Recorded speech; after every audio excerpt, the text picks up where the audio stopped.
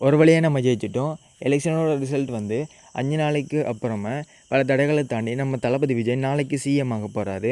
அதாவது தமிழ்நாட்டோட முதலமைச்சரை நாளைக்கு காலையில் 11 மணிக்கு பொறுப்பேற்க போகிறாரு.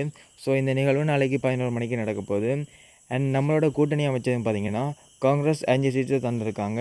அண்ட் அது மட்டும் இல்லாமல் சிபிஐ, சிபிஎம், விசிகே போன்ற கட்சிகள் மொத்தமாக 6 சீட்ஸை கொடுத்துருக்காங்க.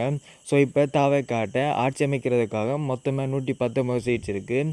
ஸோ 118க்கு மேலேயே தாவேக்காட்ட இருக்குது. ஸோ இதனால் இதுக்கப்புறம் தமிழக வெற்றி கழகத்தோட ஆட்சியாக தமிழ்நாட்டில் நிலவ போகுது.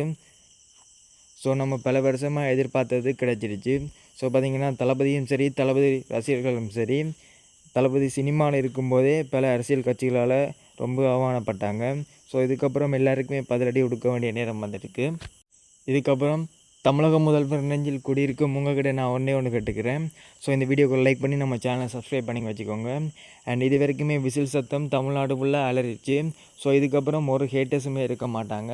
எதனால்னு பார்த்தீங்கன்னா நாளைக்கு தளபதி சிஎம்மாக பதவி ஏற்றதுக்கப்புறமா இந்த மூஞ்சிலாம் எவன்டா வாப்பான்னு சினிமாவில் இருந்து அரசியல் வரைக்கும் கூட்டமெல்லாம் ஓட்டாக மாறான்ற வரைக்கும் பல ஹேட் தான் பார்த்துருப்போம். அண்ட் அது எல்லாத்துக்கும் பதிலடிக்க கொடுக்க வேண்டிய நேரம் நாளை 11 மணிக்கு பிறகு. ஸோ பார்த்திங்கன்னா மொத்த சோஷியல் மீடியாவுமே வெடிக்க போகுது. நாளைக்கு தளபதி தான் சோஷியல் மீடியாவோட கிங்.